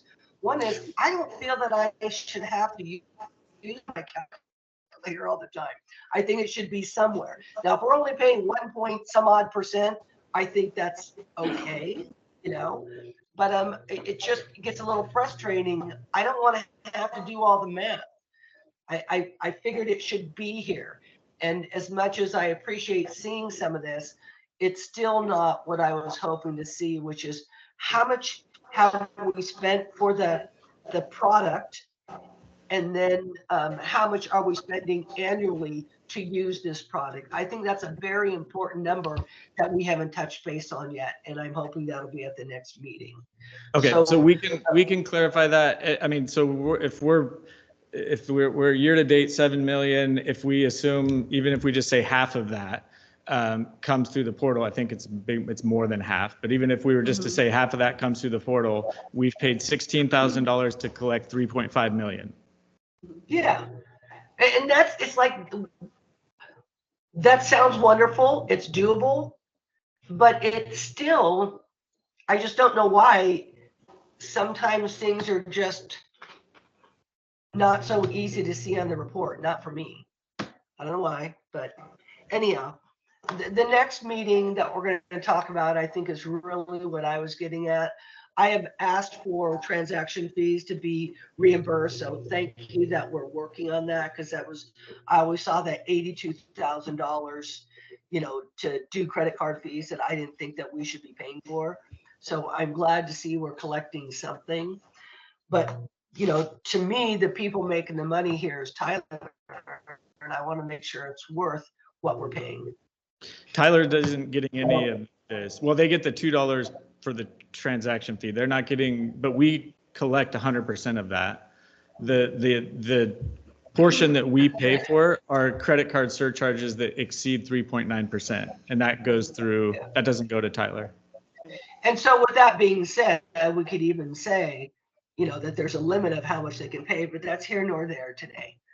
So I'm done with my questions for the moment. So I do want to point out the total cost of Tyler in terms of subscription fees is up at the top, $40,589 in 22-23, $44,558 in 23-24. That is the subscription And what cost of Tyler. And what will it be when we have all modules? And that's only for billing, correct? And I have that number, Director Cicada. How much is that? Just Well, curious. we budgeted just under $75,000 this fiscal year for all modules, including accounts receivable, the core financial, the fixed assets, the personnel management, the purchasing, the finance, all the different modules together. That's what it would cost us annually. And we would realize once we make that transition, though, we'll have some savings on, ADP and Springbrook and some other software that we're using right now. Correct. Well, that would be a nice offset. And then if we want any kind of special reports, it costs money like it is in Springbrook, or does Tyler give us all that information that we asked for, special reports? It depends on if we're able to build the report or not. And I think Tyler has a pretty good report functionality once we're fully live. Right. Once we have the finance system implemented, the report functionality will be a lot more. Do they have a balance sheet? Because everything will talk to each other. Right now, we have like a UB report from Tyler and a report from Springbrook, and then we have to marry them together manually. So I believe the report functionality will be at least more integrated. Okay, and so Will it be better? At the next meeting, could we work on, the total we spent year to date from the moment we started doing this, and then what we're budgeting, what we're anticipating the budget to be, and then the other thing is, when do we expect to be going live with the whole GL side of it? The other 5, I want to know about that too. So Yep. for the next meeting, if we could have that, hopefully the portal will be working in January. Maybe we won't know the finance side until February, but that would be awesome if we could. I still think we need, if the only issue was because we did AMI and Tyler at the same time, if that was the issue, and then it sounded like Tyler had some customer service issues, if those are the only problems, then I would say moving forward with Tyler is the right thing to do, especially with how much we've spent. And if I believe that all you end users feel that this is the best product, and keep going. But how long is the finance side going to take now as well? And also in that, in those numbers, Jeff, let's make sure that you say, okay, once we're functional, which let's say we give it a year, And then we're gonna stop paying Tyler, stop paying whatever the other ones you talked about. That's the kind of stuff I'd like to see. I don't need all the detail per month, but really, here's what we've spent, here's like one-time costs, right? And then how much we're gonna plan annually. I'd like to know the total anticipated, fees. And then how much we're gonna save by not using Springbrook. I think I'm not the only one, I think, looking for that. But, and then maybe we could put this to rest when it's all. Sure. And Director Cicada, I don't know if you keep your old Finance Committee agenda packages, but I was just looking back in the August 15th meeting, and we did include with that a copy of the invoice for Tyler for this upcoming year that corresponds to the $75,000 that I gave you. So you can see that where, how each item is broken out. But I think those are all. Okay, and so I remember looking at that report, I remember looking at that invoice. So does that have all the modules and the costs? Yes, it or does. Just the ones we're using today? Yes, it has all the modules, including finance, but it does not have the historical costs on implementation. And that's what I owe you, and that's what we'll bring back. Yes, And thank you. it doesn't have the schedule going forward either. All of those I think are good No. questions. Let's bring it all back in Right. one package. And when we're talking about Yeah, next and then week, we can- we're talking about our next regular board Next meeting. finance committee meeting. Our next finance committee meeting, we're gonna do this? Okay. So that's in 2 months we're looking at. Or no, next month? Next It- month. January. Okay, so If in you can January. have it by January, but Scott, I also want to know about when we expect finance to be done, the GL side of everything. And if you don't have it by January, let's move it to February, because that way the portal hopefully will be online. We can report on that as a good thing. And you could also report saying you started finance or something. Right. Maybe we'll even have a new accountant. Yeah. Oh, that would be cool. Yeah. And Director Cicada, I appreciate that timeline because as Kelly alluded to, there's been a lot of time spent on this smart portal along with everything else and the vacancies that realistically, I think the majority, especially over the holidays, the majority of our time is to get this smart portal up and running. Once that's done, then we can move on and start diving deeper into a schedule for implementation of the next phase of Tyler. Yeah, I think that's really important, just so we can move forward, Thank you. Yes. A lot furthermore, a lot more to come on this subject. Any public comment? 4B, can't help yourself.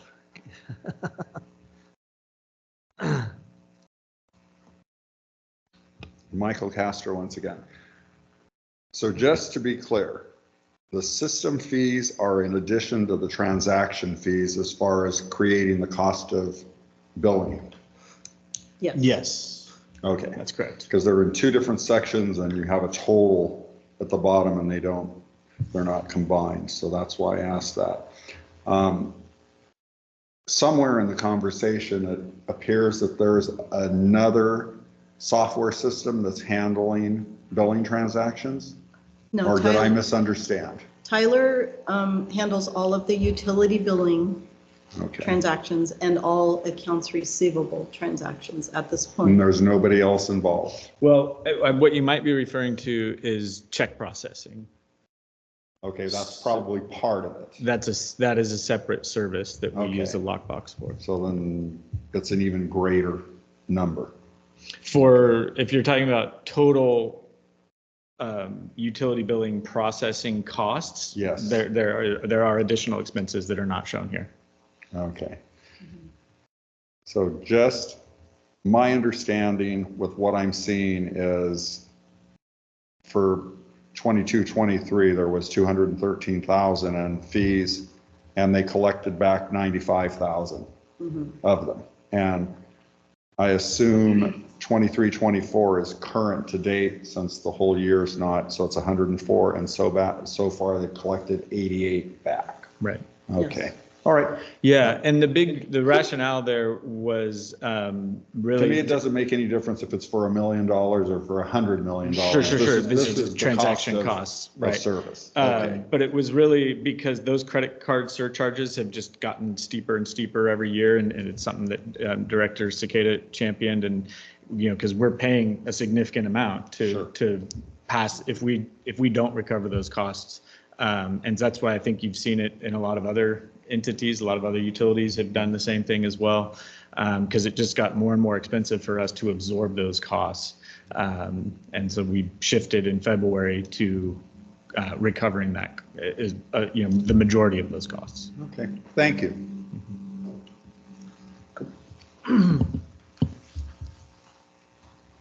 Is there a proportional relationship between bad debts and the amount of users that use credit cards and so on? I mean, is the numbers go up? Will we? No, the bad debt is generally, if somebody sells their property and have not paid their bill at that point in time, then we send them a bill. We have no way to collect it. If somebody still owns their property, then we can send that to the tax roll and receive payment for that. But I think maybe your question is delinquency, whether we recover it or not. Does it impact delinquency somewhat because they have the convenience of using I can't pay it this month, I put it on a credit card. So that's a good question. So we could look at trends and see if, I don't know if there would be enough of a change in delinquencies to attribute it to the change that we made, but we could go back and take a look at that. I'm just curious if there might be an offset there. It's super difficult to tell that because we're still coming out of COVID. There's a lot of other variables, but we could take a look and see if we can parse it out. Don't spend a lot of time on it. Just a mind twister. Okay, anything further? Okay, we're going to move on to my favorite subject, item 4C.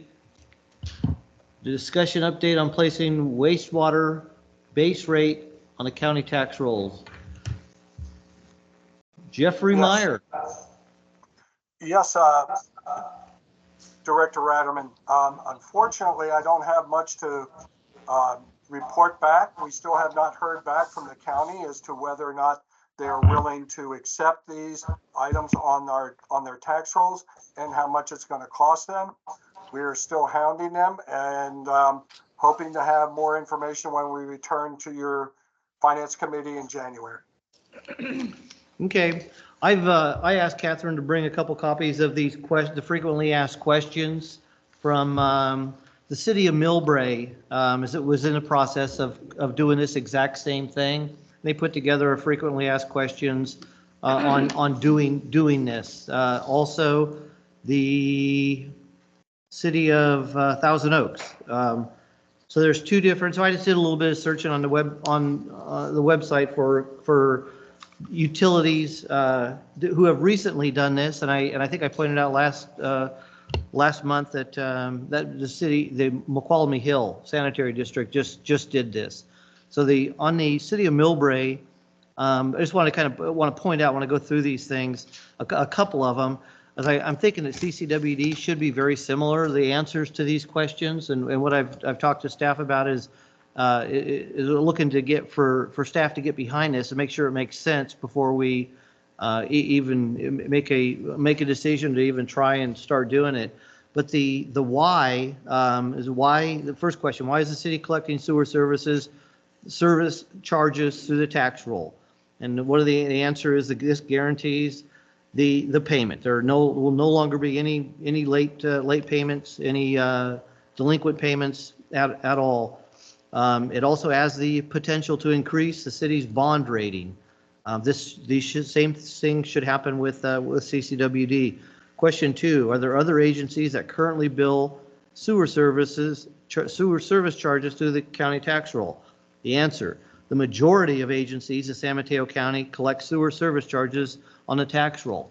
I get questions, and in talking on this item to another director, he's getting questions as well as to why does CCWD still collecting wastewater, sending out bills every month, and why aren't we doing what most other wastewater facilities are doing?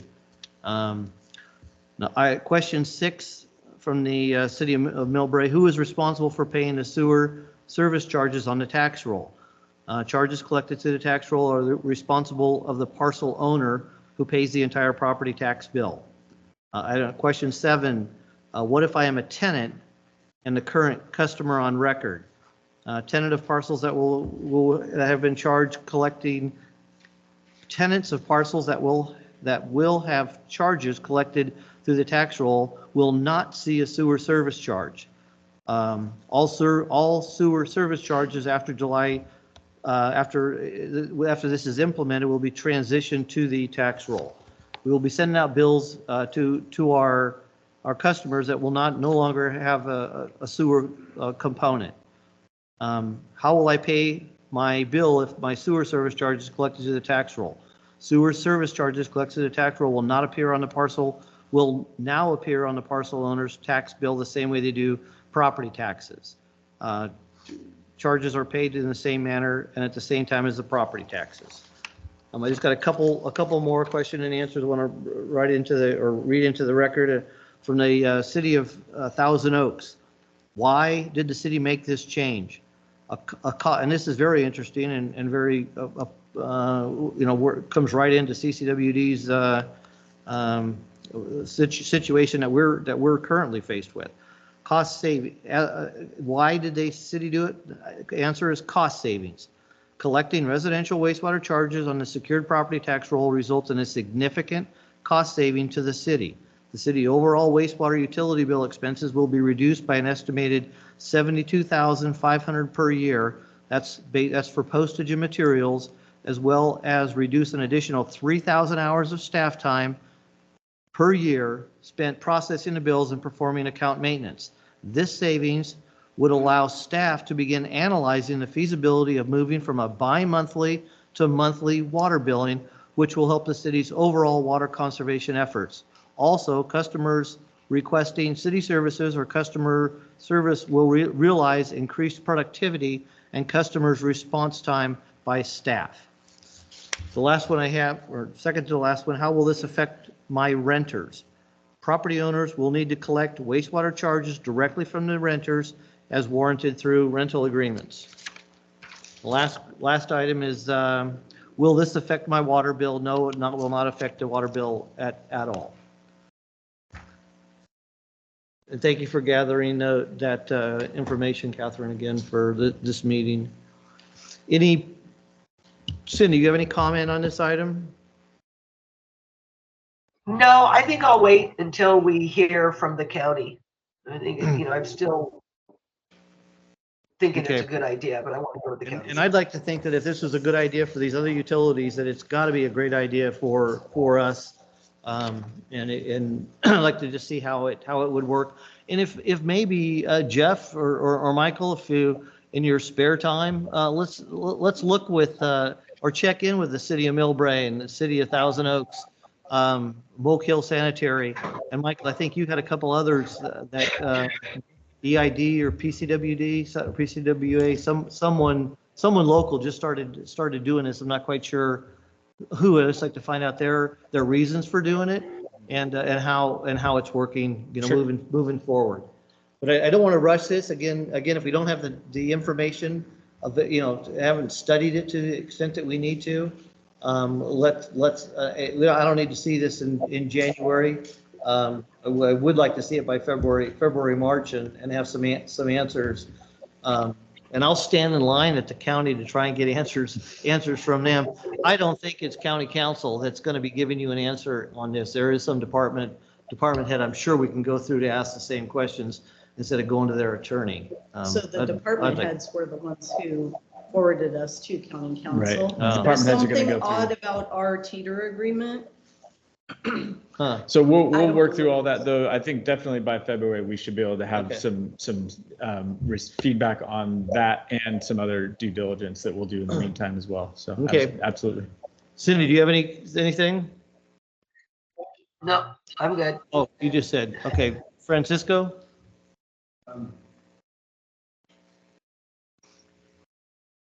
Francisco, I know we're waiting for the county to say yay or nay. I'm wondering how hard it is for us to figure out whether it's worth it for us to even consider it, i.e., what's on the table to go off the table if we get a yes from the county? How much are we going to save? The city you just quoted said $72,000 and change, et cetera. And 3,000 hours. Yeah, I don't think you have 3,000 hours in a person here to dedicate to that. So why? Well, that's part of what we'll report back on as well. Yeah, just how Absolutely. much would it save you really? Right. And is it worth even considering? Exactly. Yes. Hi, Mike Rogers. I'll just comment on what potentially could be an unintended consequence of this decision for ratepayers. As you all know, who have a mortgage, you have an impound account, and those impound accounts get adjusted. So the likelihood is that the homeowner who once you implement this fee, those fees accrue, and then the homeowner will get a letter and a bill for all that outstanding monies, that were not collected in the impound account. So, I'm likely going to get a letter from my mortgage company saying that I owe an additional $1,000 or $2,000 on my property tax, so you have the potential of this hitting people, in one lump sum, when they adjust the impound account.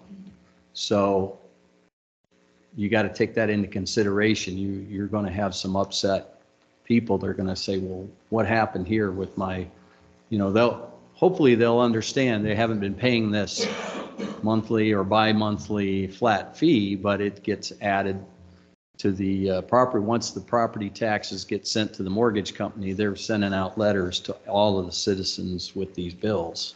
Keep that And for in some mind. reason, you think it's going to come as a lump sum, and I, from what I've heard, most mortgage companies just divide that up and increase their monthly charge, but the benefit to you as a ratepayer and a mortgage holder is now you're paying your wastewater bill once a month and not having to pay a double amount and save for the next Yes, month. going forward, Yes.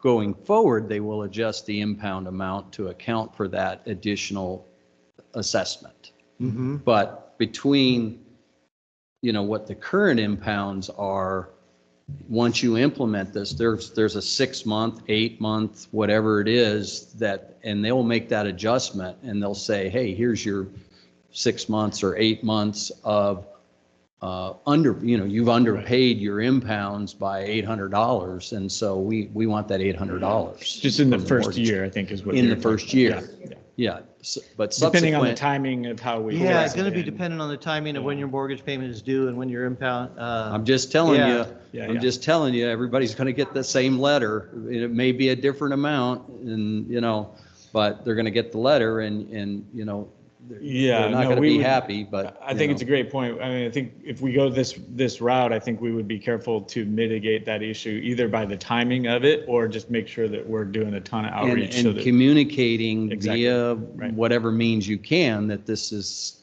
gonna, you're Mm-hmm. gonna get a letter from your mortgage company and it's gonna say A, B, and C. So just be Right. cognizant of that, No, good point. okay? You're going to get tired of this thing. Michael Castor again. And I'm going to go from the other viewpoint. I do not have a mortgage company. So you are taking what I pay every other month and you're going to slam it down my throat once a year. And I've talked to a lot of people regarding this potential change.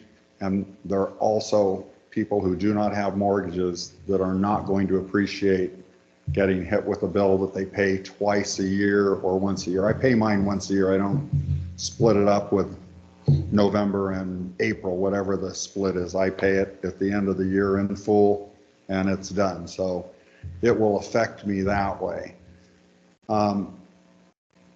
You're talking about that there's going to be a 3,000 hour savings with that. Is that going to result in the reduction of maybe eliminating a worker that you're paying benefits to annually? Or it's going to keep the same amount of payroll going, but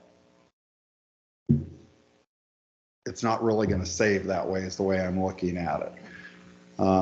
There's also a perception with this that it's a a hat trick with CCWD that they're trying to disguise the increase in the water rates by removing the sewer rates off of the bi-monthly charge. I'm There will telling you be- what the there will public be is, I'm telling you what Some the public is conspiracy- thinking no, already. Some conspiracy Okay? theorists out there that will go around and say it. No, But no, I'm just telling you, I talk to yeah. a lot of people. No, I see a lot of oh, people I know they're out there. publicly, Yeah. and they have opinions on things, and this is their opinions right No, now. well, And thank I you. will, that's why I told you at the last meeting, you're going to create a public relations nightmare if you choose to do this. So, and that'll be your choice. There's a potential for savings. How much is the real savings? And that's why I said, if you're not going to reduce staff, then there's no real savings. So why are you going to do it? It's been a system that's working. I look at your flyer here. It lists a handful of counties and agencies that have employed this so far. It's not a statewide thing. You're talking San Mateo County. Calaveras County is not San Mateo County. So Well, Tuolumne Hill Sanitary is Calaveras County, and there are others that are going to it. But that's why I said, I'm going to guess that the percentage right now is probably about 20% of the state counties are involved in this. They 100% have the ability to do this. To Special do it, but district. how yeah. many are doing it? Yeah, It's I'm a, not. it's a small handful right now. It looks like the trend is possibly to go that direction. Okay, thanks for your comments. No, thank you. Okay, we're going to move on to item 4D, discussion of capital improvement program, CIP, loan investment strategy. Jeff? Yes. Thank you, Director Ratterman. This is just a discussion item, just to let you know things that I found out recently. As you're aware, we took out a loan back in June of 2022 for both the water and sewer CIP programs. The water loan was about 19.8 million. It was at 2.94%. The sewer loan was about 11.1 million, and it was at 3.099%.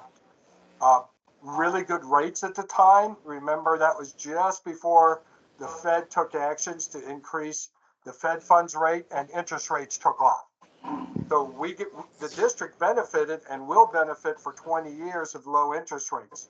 However, since this debt is tax exempt debt, there are concerns about us earning more revenue or interest on our investments than we do actually pay in interest costs.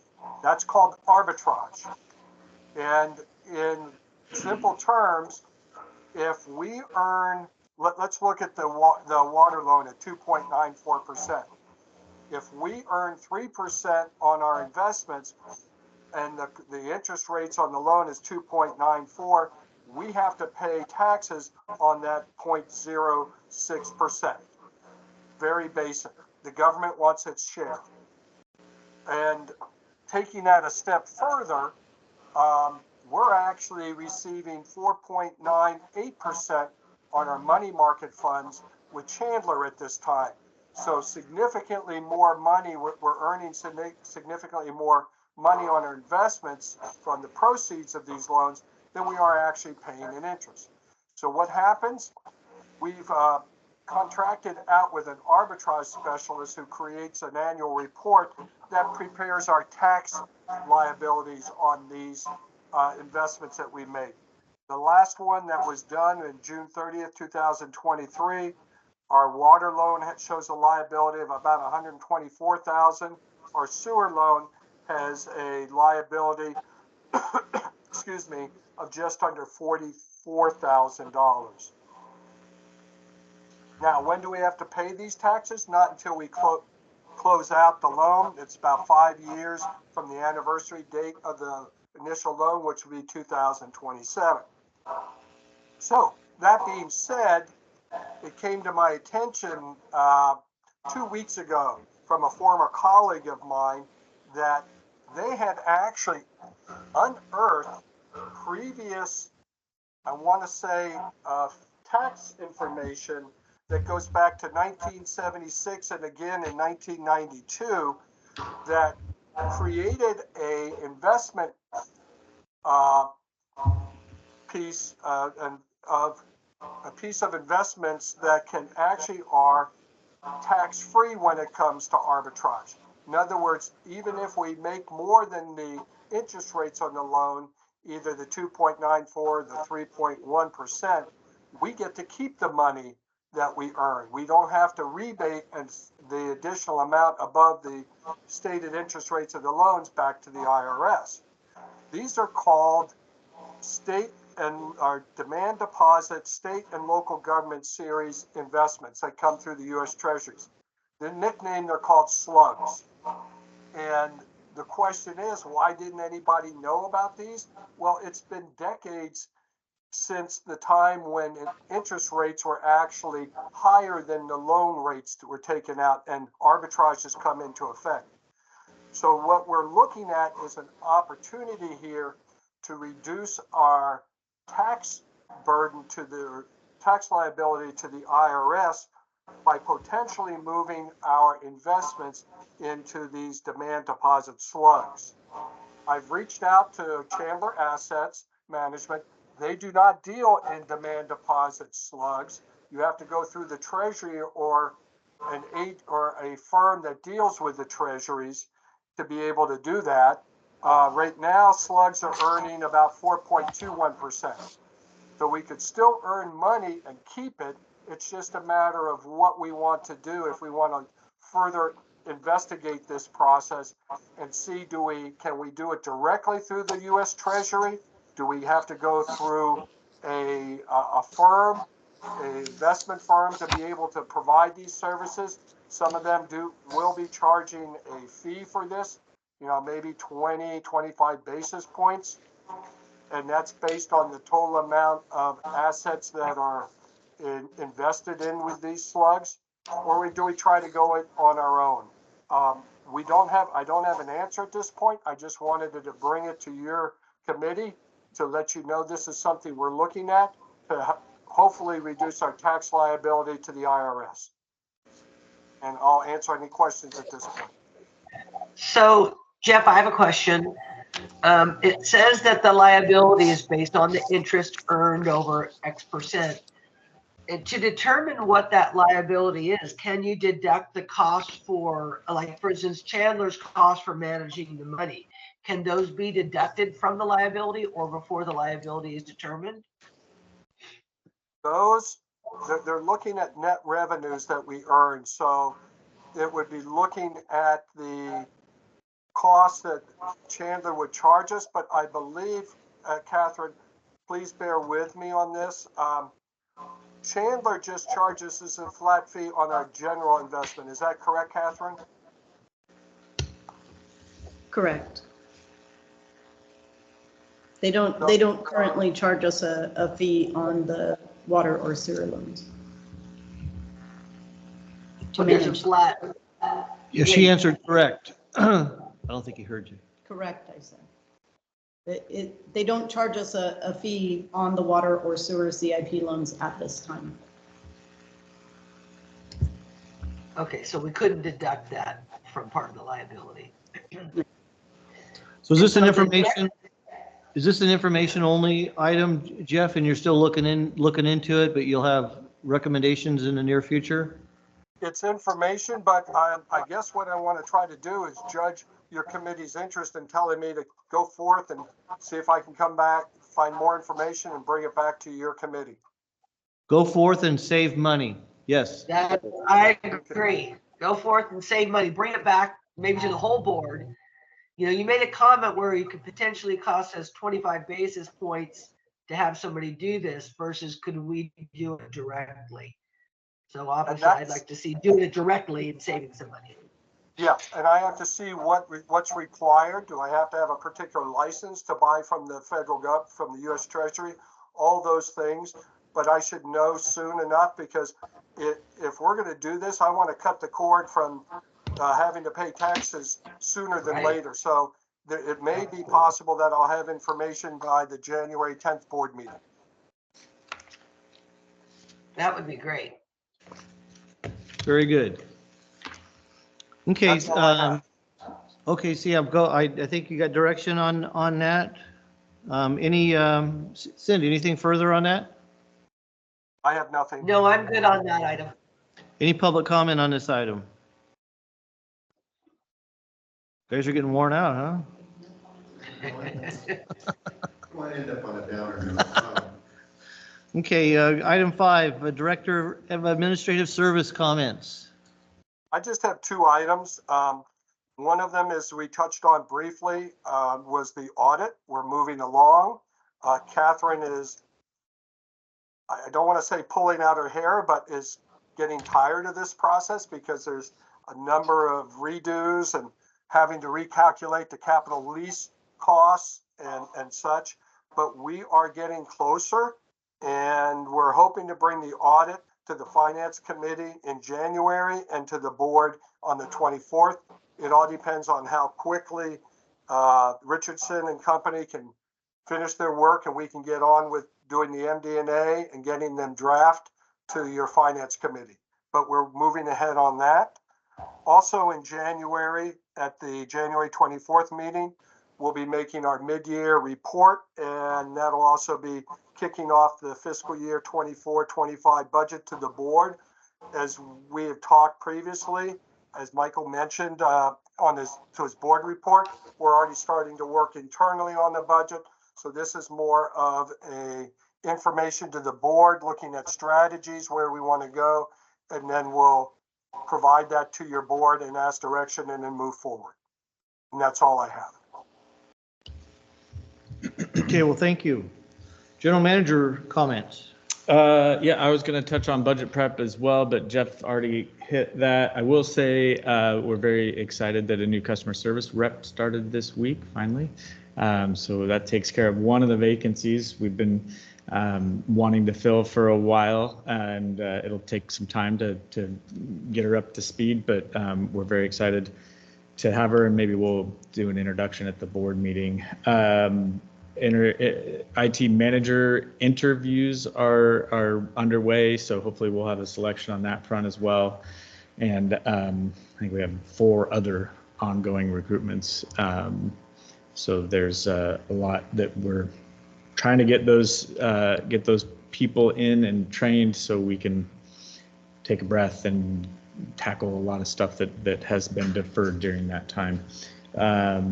Outside of that, I think that was all I had for today. We have obviously the holidays coming up, so just the one board meeting this month, and we'll be back January 10th for our next board meeting. We have engineering committee that week as well, and then we also have external relations and then finance in January. So January is already a very busy month.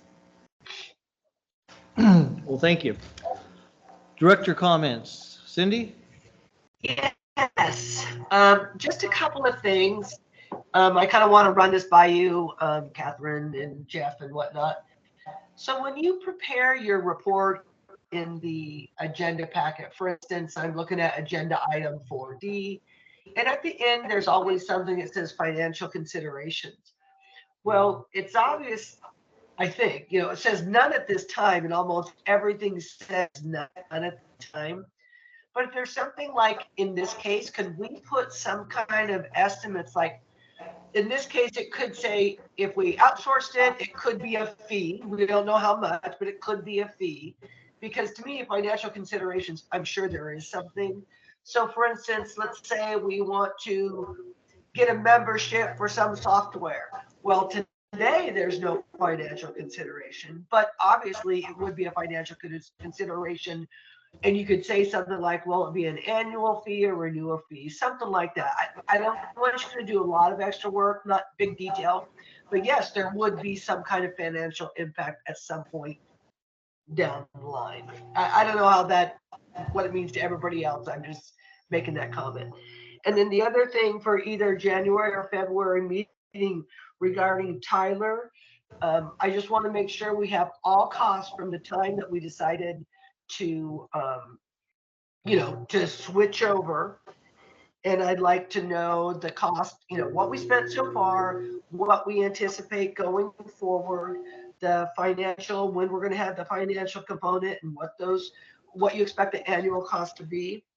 Also, with the problems that we had with AMI and Tyler, did Tyler charge us any extra money because of those issues? Or did they just take it in stride as part of the implementation, part of the implementation fee? And I also want to know the cost for Springbrook.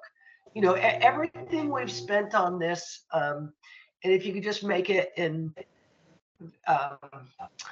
condensed format, if you will. It doesn't have to be so much, but I want everything in the report. I don't want to have to go back to the budget and see, what the budget is year to date. If you could put it all in there in one fell swoop, it would be nice. And I do want everybody, all staff, to know I do appreciate. I know you've been working hard. You've been doing your best to get this going, and I'm not looking at any one person. It's just been something that we need to be prepared for next time. You know what I mean? Go in eyes wide open, which we didn't know that, and we didn't know certain things would happen. So I know you're all doing a great job, and thank you very much. And Merry Christmas, everybody. That's it. Okay, thank you. And I have no comments at this time. Future agenda items, I'm sure you're making note, Catherine. Been a lot of things discussed. Okay, good. Next committee meeting?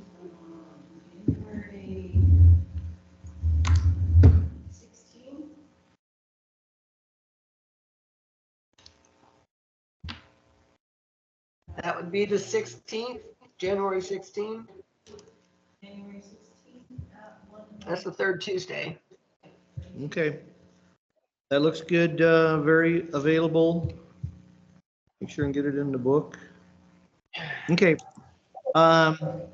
January 16th, and with that, we are adjourned. Thank you, everybody. Thank you. Thank you and Merry Christmas. Hey, Merry Christmas, Jeff, Cindy. Catherine, Merry Christmas. Merry Christmas, gentlemen.